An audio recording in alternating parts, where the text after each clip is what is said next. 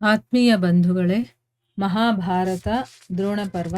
ಇದರಿಂದ ಯುಧಿಷ್ಠಿರನ ವಿಲಾಪ ಮತ್ತು ವ್ಯಾಸರ ಮೂಲಕ ಮೃತ್ಯುವಿನ ಉತ್ಪತ್ತಿಯ ವರ್ಣನೆ ಈ ವಿಷಯದಲ್ಲಿ ನಾವು ತಿಳ್ಕೊಳ್ತಾ ಇದ್ವಿ. ಹೋದ ಭಾಗದಲ್ಲಿ ಬ್ರಹ್ಮನಿಗೆ ಏನೂ ಮಾಡೋದಕ್ಕೆ ಗೊತ್ತಾಗದೆ, ಅಂದ್ರೆ ಯಾವ ಉಪಾಯನೂ ಹೊಳಿದೆ ಕೋಪ ಮಾಡಿಕೊಂಡು ಇಡೀ ಸೃಷ್ಟಿಯನ್ನ ಸುಟ್ಟಾಕ್ತಾ ಇದ್ದಾನೆ. ಏನೇನ್ ಸಿಗುತ್ತೋ ಎಲ್ಲವೂ ಸುಟ್ಟು ಹೋಗ್ತಾ ಇದೆ.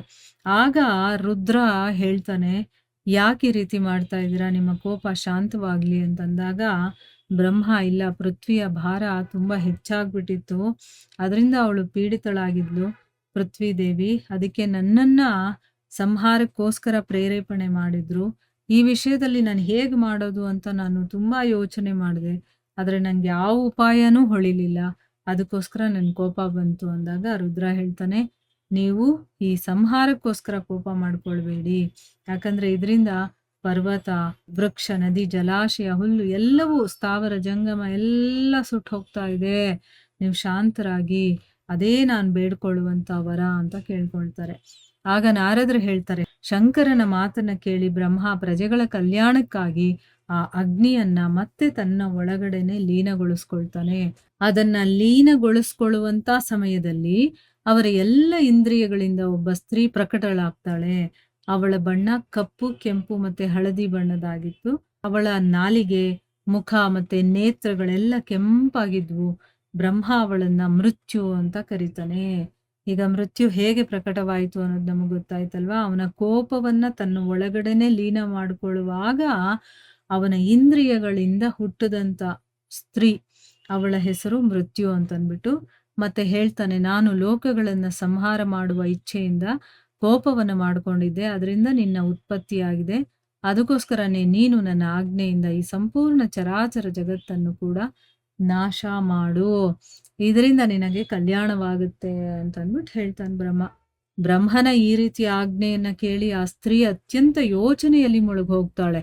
ಆಮೇಲೆ ಬಿಕ್ಕಳಿಸ್ತಾ ಅವಳು ಅಳೋದಕ್ ಶುರು ಮಾಡ್ತಾಳೆ.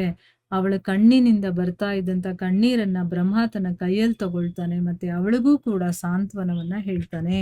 ಆಗ ಮೃತ್ಯು ಹೇಳ್ತಾಳೆ, ಭಗವಂತ, ನೀವು ನನ್ನನ್ನ ಈ ರೀತಿಯ ಸ್ತ್ರೀಯನ್ನಾಗಿ ಯಾಕೆ ಮಾಡಿದ್ರಿ?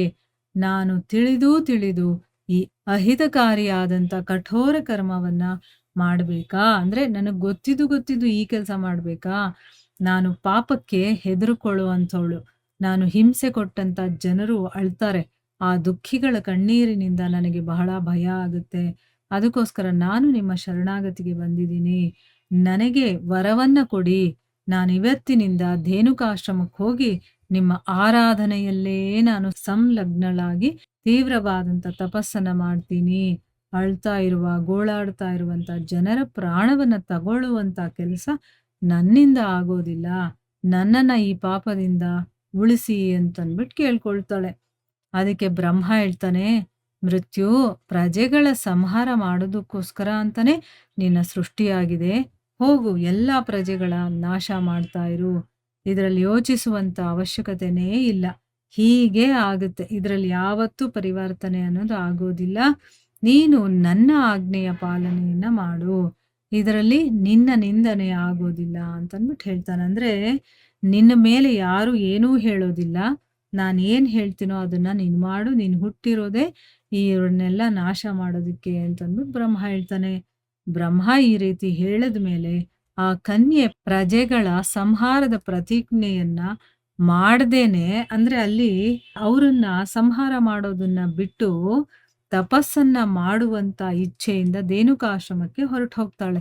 ನಾನ್ ಮಾಡೋದಿಲ್ಲ ಈ ಕೆಲಸ ಅಂತಂದ್ಬಿಟ್ಟು ಅಲ್ಲಿಂದ ಪುಷ್ಕರ, ಗೋಕರ್ಣ, ನೈಮಿಷ ಮತ್ತೆ ಮಲಯಾಚಲ ಈ ರೀತಿಯ ತೀರ್ಥಗಳಿಗೆಲ್ಲ ಹೋಗಿ ತನ್ನ ರುಚಿಗೆ ಅನುಕೂಲವಾದಂತಹ ಕಠೋರ ನಿಯಮಗಳ ಪಾಲನೆಯನ್ನ ಮಾಡ್ತಾ ತನ್ನ ಶರೀರವನ್ನ ಒಣಗಿಸೋದಕ್ಕೆ ಶುರು ಮಾಡ್ತಾಳೆ. ಅವಳು ಅನನ್ಯ ಭಾವದಿಂದ ಕೇವಲ ಬ್ರಹ್ಮನಲ್ಲೇ ಸುದೃಢವಾದ ಭಕ್ತಿಯನ್ನ ಇಟ್ಟಿದ್ಲು. ಅವಳು ತನ್ನ ಧರ್ಮಾಚರಣೆಯಿಂದ ಪಿತಾಮಹನನ್ನ ಪ್ರಸನ್ನಗೊಳಿಸ್ತಾಳೆ. ಅಂದ್ರೆ ಈಗ ಅಲ್ಲಿ ಬ್ರಹ್ಮ ಹೇಳಿದಂತಹ ಕೆಲಸವನ್ನ ಮಾಡೋದಕ್ಕೆ ಅವಳಿಗೆ ಇಷ್ಟ ಇಲ್ಲ, ಬೇರೆಯವರಿಗೆ ಸಾವನ್ನ ಕೊಡೋದಕ್ಕೆ ಅವಳಿಗೆ ಇಷ್ಟ ಇಲ್ಲ, ಅದಕ್ಕೋಸ್ಕರ ನಾನು ತಪಸ್ ಮಾಡ್ಬೇಕು ಅಂತಂದ್ಬಿಟ್ಟು ಅವಳು ಆಶ್ರಮಕ್ಕೆ ಹೋಗ್ತಾಳೆ. ಅಲ್ಲಿಂದ ಬೇರೆ ಬೇರೆ ಬೇರೆ ಕಡೆ ಎಲ್ಲ ಹೋಗಿ ಕಠೋರ ನಿಯಮಗಳನ್ನ ಪಾಲನೆ ಮಾಡಿ ತನ್ನ ಶರೀರ ಎಲ್ಲ ಸಣ್ಣ ಆಗ್ಬಿಡ್ಬೇಕು ಅಷ್ಟೊಂದು ಅವಳು ತೀವ್ರವಾದ ತಪಸ್ಸನ್ನ ಮಾಡ್ತಾಳೆ. ಅವಳು ಅನನ್ಯ ಭಾವದಿಂದ ಕೇವಲ ಬ್ರಹ್ಮನಲ್ಲೇ ಸುದೃಢವಾದಂಥ ಭಕ್ತಿ, ಅಂದ್ರೆ ನೋಡಿ, ಅವನನ್ನ ಬಿಟ್ಟು ಬೇರೆ ಯಾರನ್ನೂ ಅವಳು ಪೂಜಿಸ್ತಾ ಇರಲಿಲ್ಲ. ಆ ರೀತಿ ಇದ್ಲು. ಮತ್ತೆ ಅವಳು ತನ್ನ ಧರ್ಮಾಚರಣೆಯಿಂದ ಪಿತಾಮಹನನ್ನು ಕೂಡ ಪ್ರಸನ್ನಗೊಳಿಸ್ತಾಳೆ. ಈಗ ಅವಳು ಮಾಡಲ್ಲ ಅಂದಿದ್ದಕ್ಕೆ ಅವನು ಕೋಪ ಮಾಡ್ಕೊಂಡಿರಬಹುದು ಅಥವಾ ಇಲ್ದೇನೂ ಇರಬಹುದು. ಆದ್ರೆ ಇವಳು ಅವನನ್ನೂ ಕೂಡ ಈ ರೀತಿಯ ತಪಸ್ಸನ್ನೆಲ್ಲ ಮಾಡಿದ್ದಕ್ಕಾಗಿ ಪ್ರಸನ್ನಗೊಳಿಸ್ತಾಳೆ. ಅಂದ್ರೆ ಬ್ರಹ್ಮನಿಗೂ ಸಂತೋಷ ಆಗ್ಬೇಕು, ಇಷ್ಟೆಲ್ಲ ಕಠಿಣ ತಪಸ್ ಮಾಡ್ತಾ ಇದ್ದಾಳಲ್ಲ ಅಂತಂದ್ಬಿಟ್ಟು. ಈ ರೀತಿ ಅವಳು ಬ್ರಹ್ಮ ಹೇಳಿದ್ದನ್ನ ಕೇಳದೆ ಅವಳು ತಪಸ್ಸಿಗೆ ತೊಡಗ್ತಾಳೆ. ಮುಂದೇನಾಗುತ್ತೆ ಅಂತ ನಾವು ಮುಂದಿನ ಭಾಗದಲ್ಲಿ ತಿಳ್ಕೊಳ್ಳೋಣ. ಹರೇ ಕೃಷ್ಣ.